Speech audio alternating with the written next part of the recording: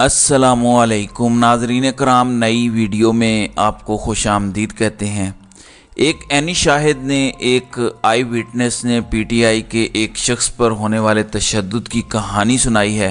वो वीडियो भी मैं आपके सामने रखूँगा। उस वीडियो का पस मंज़र ये है कि बहुत सारे लोग ये सवाल करते हैं मुझसे भी, और लोग आपस में भी सवाल करते हैं कि ये जो पीटीआई के लोग प्रेस कॉन्फ्रेंसेस करते हैं या ये जो आके प्रोग्राम्स में बैठते हैं, इंटरव्यूज़ दे रहे होते हैं और पीटीआई छोड़ने का ऐलान कर रहे हैं और 9 मई का सारा इल्ज़ाम इमरान खान पर डाल रहे हैं, तो क्या ये लोग खुद से कर रहे हैं या इनसे करवाया जा रहा है?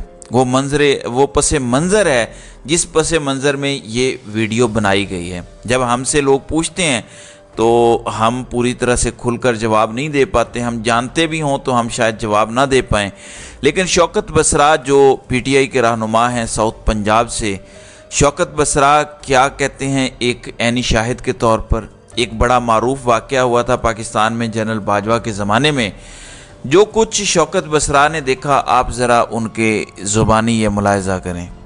आजकल जबरी गुमशुदगियों का सिलसिला जारी है, गायब कर दिया जाता है, बाद में इंटरव्यूज आ जाते हैं।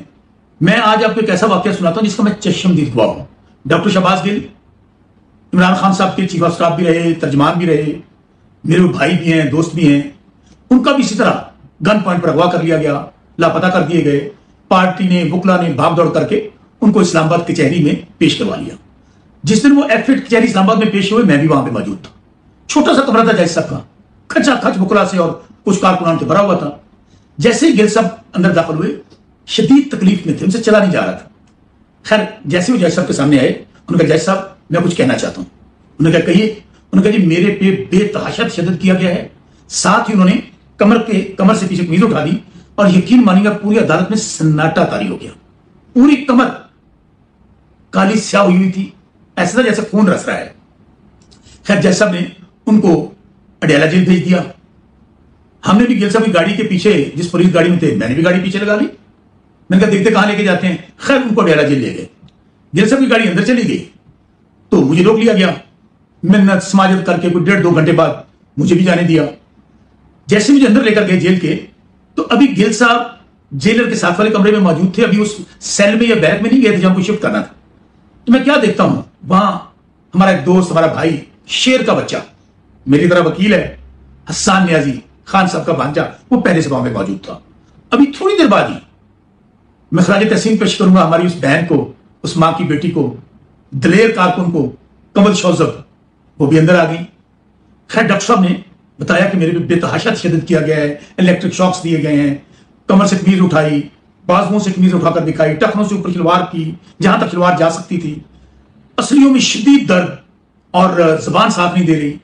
यकीन मानिएगा पूरा जिस्म ऐसे जैसे उसमें खून रस रहा है।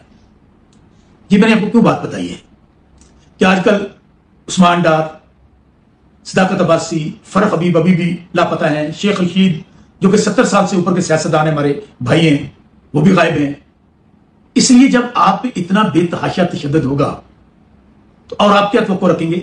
हम सियासी वर्कर हैं, हम कोई जिहादी या दहशतगर्द नहीं है कि इतना ज्यादा तशद्दुद हो और उसके बाद ये इंटरव्यू आ जाए। तो मैं पाकिस्तानियों से सिर्फ यही कहूंगा, तहरीक इंसाफ के चाहने वालों से, ओवरसीज पाकिस्तानियों को, कि भाई यहां पर कोई भी हमने से काबू आ जाए या काबू आ गया तो यकीन मानिए, अगर वो ये कहलवाना चाहे ना, अभी तो सिर्फ ये कह रहे हैं ना, कहो खान साहब ने किया, कहो उनकी बेगम बुशरा बीबी ने किया, वो हमसे ये भी कहलवा सकते हैं कि मानो कि 9/11 तुमने किया था। पाकिस्तान जिंदाबाद। जी नाज़रीन इकराम, जिस तरह शौकत बसरा ने कहानी सुनाई है, या तो वो कोई बहुत बड़ा झूठा इंसान हो सकता है जो इस तरह की कहानी सुनाए, कोई बहुत बड़ा कहानी बाज और कोई कहानी साज आदमी होगा जो कहानियाँ गढ़ लेता है, वरना इतनी ज़बरदस्त कहानी जो है वो वही सुना सकता है, या वो शख्स जिसने वाकई ये कहानी अपने सामने होती देखी है, जो वाकई एनी शाहिद है। जिस तरह वो बता रहे हैं कि उन्होंने देखा अदालत में ये मंज़र اور عدالت میں ظاہر ہے اس وقت صرف شوکت بسرا تو نہیں ہوں گے، عدالت میں صحافی بھی ہوتے ہیں اس وقت میں۔ اب یہ سیکرٹ ٹرائل شروع کیا گیا ہے عمران خان اور شاہ محمود قریشی کا، ورنہ جو اوپن ٹرائل ہوتے ہیں اس میں صحافی بھی ہوتے ہیں، وکلاء بھی ہوتے ہیں، اس میں ججز بھی بیٹھے ہوتے ہیں، اس میں عوام الناس بھی بیٹھے ہوتے ہیں۔ تو شوکت بسرا ہی تو صرف گواہ نہیں ہوں گے، اور بھی گواہ موجود ہوں گے۔ اسی طرح سے وہ جیسے کہہ رہے تھے کہ میں گاڑی پیچھے لے کر گیا اور پھر وہاں جا کے ہم نے جو دیکھا، تو یہ جواب ان کے پاس ہے، جواب ہمارے پاس تو نہیں ہے کہ کیا ہو رہا ہے۔ اب اسی کی یہ کڑی آپ دیکھیں کہ فاروق حبیب غائب ہیں، ان کو بھی اٹھایا گیا لیکن سامنے نہیں آ پا رہے۔ کس نے اٹھایا؟ وہ کسی دوست کے پاس چلے گئے ہیں، وہ گلگت بلتستان اپنی فیملی کے ساتھ چلے گئے ہیں، وہ کسی دوست کے پاس ٹھہرے ہوئے ہیں چھٹیاں منانے کے لیے۔ کہاں ہیں وہ؟ حالت یہ ہے کہ ان کی جو اہلیہ ہیں فاروق حبیب کی، وہ بار بار اپیل کر رہی ہیں کہ ان کا شوہر لاپتہ ہے۔ ان کے چھوٹے بیٹے یعنی فاروق حبیب کا ایک چھوٹا بیٹا ہے، 2-2.5 سال کا، 3 سال کا غالباً ہوگا، اس بیٹے کی انہوں نے ایک ویڈیو ریلیز کی ہے جس میں وہ اپنے باپ کو بلا رہا ہے۔ اب انہوں نے مزید پیش رفت کرتے ہوئے فاروق حبیب کی اہلیہ نے فاروق حبیب کی گمشدگی کے معاملے پر chief justice of Pakistan justice Qazi Faez عیسیٰ کو خط لکھ دیا ہے، اور چیف جسٹس سے انہوں نے فوری طور پر نوٹس لینے اور جلد از جلد فاروق حبیب کو بازیاب کروانے کی درخواست کی ہے۔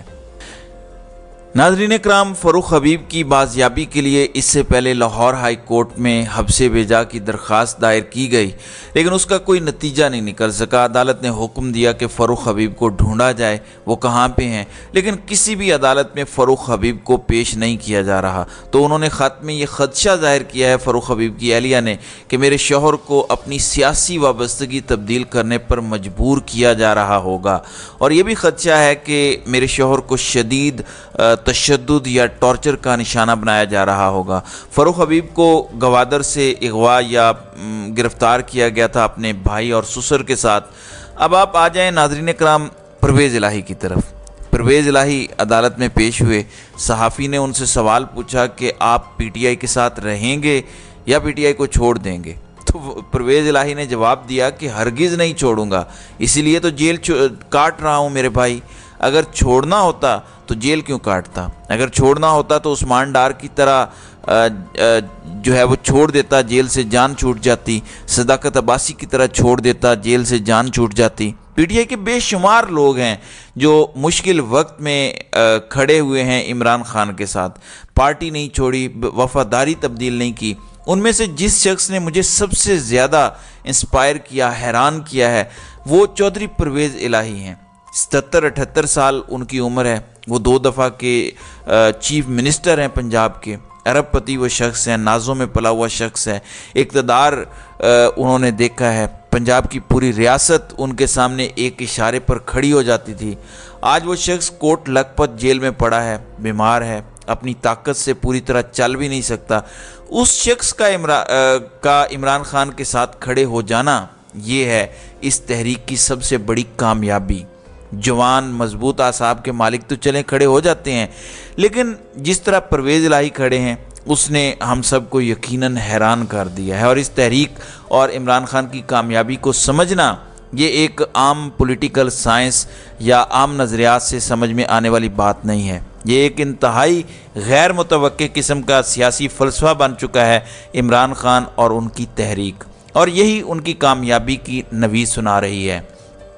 تو ناظرین اکرام، آپ کی اس ویڈیو کے حوالے سے کیا رائے ہے؟ آپ اپنی رائے کا اظہار کامنٹ سیکشن میں ضرور کیجیے گا۔